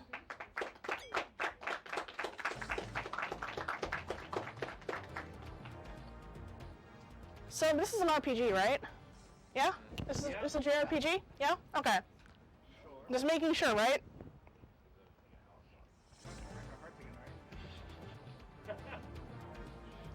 Maybe. It's a shop. You thought you were playing a JRPG, but it was me, a shop.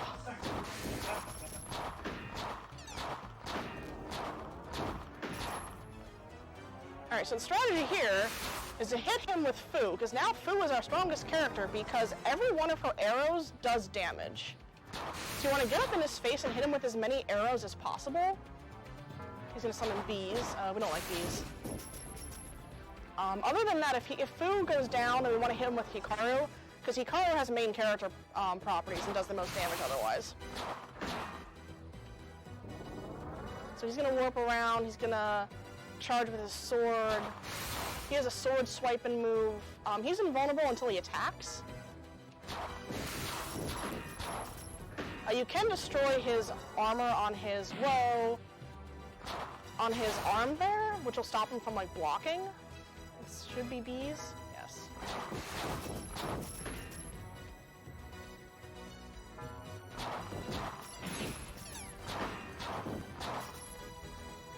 Bees. Oh, I missed one. There we go.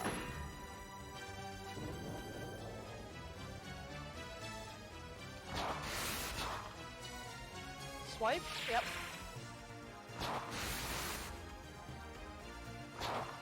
So I hit him there, but he didn't take damage because he hadn't attacked yet. His hurt boxes are weird. That when he's attacking, it's like whatever's attacking with. When he's charging, I think it's his body. Oh, I crashed into his body. It's like, so we gotta use a car now. He's gonna charge, okay. There we go, that was fine. So he can go down really quickly if you're hitting him with like 4 or 5 arrows per shot. I feel like right up in his face. A little bit difficult, but possible to do. So, all right, that was the second to last boss. On to the final boss after these cutscenes.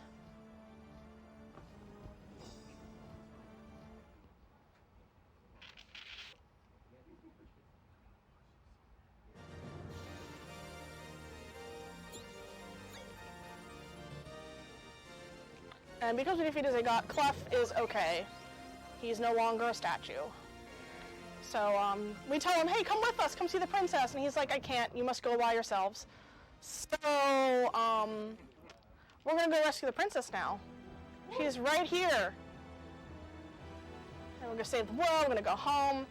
And we're like, we killed Zagat. And she's like, did you? And we're like, yes. She's like, it's unforgivable. I loved him. And reasons why. Because she's the pillar of the world. She must continue to pray for Sephiroth's peace and happiness.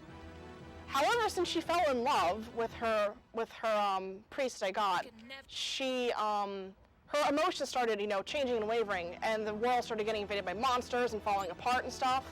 So she summoned the Magic Knights, us, to our world to kill her, because she couldn't bear not to be in love with Zagat. So she asked us to kill her to end her suffering at this point. And so does Clef. He's like, just do it, please. But she's very strong. Her giant robot is really big robot, so We can't do it by ourselves. We need some help. I want you to kill me, but I'm still gonna put up a fight. Oh yeah, she's not going down easily. She wants us to prove that we're the Magic Knights. So, we have 3 robots, but now we're gonna have 1 robot because Mokona helps us and combines our robots Voltron style into 1 robot. So here is the final boss. Once it loads.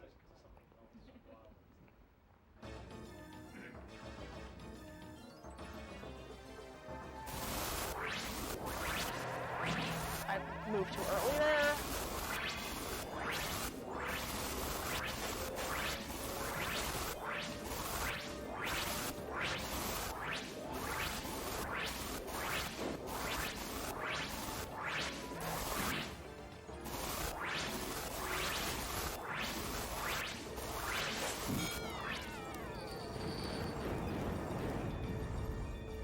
She has a set pattern. So I'm just being a little sloppy here and I got hit a couple times, but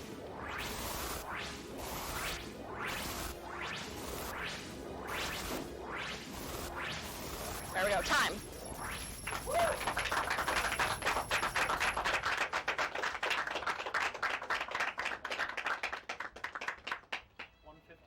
Excellent work. Fair magic. That's expected for having to do the Caldina fight and everything, so very good. Have we really done the right thing? I mean, Don't despair, for you see, the outcome is exactly as Emerald had planned.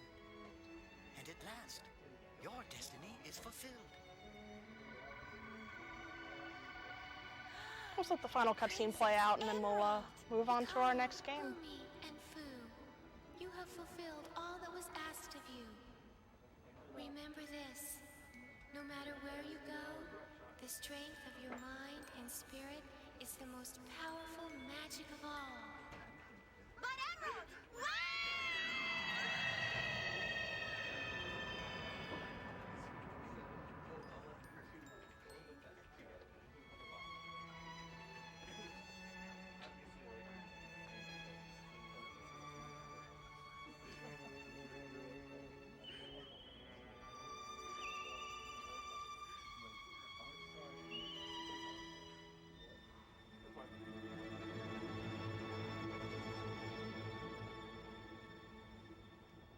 Right, and that's Magic Knight Rayearth.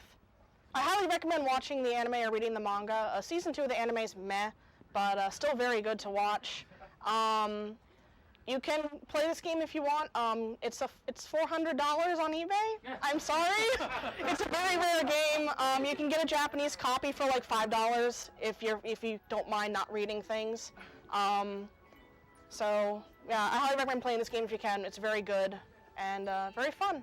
So thank you all for watching and thank you for supporting the marathon. Hang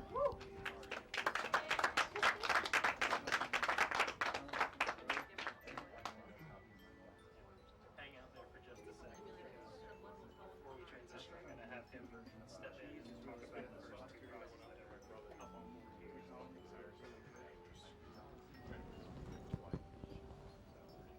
Pop that on. Well, it's unmuted there.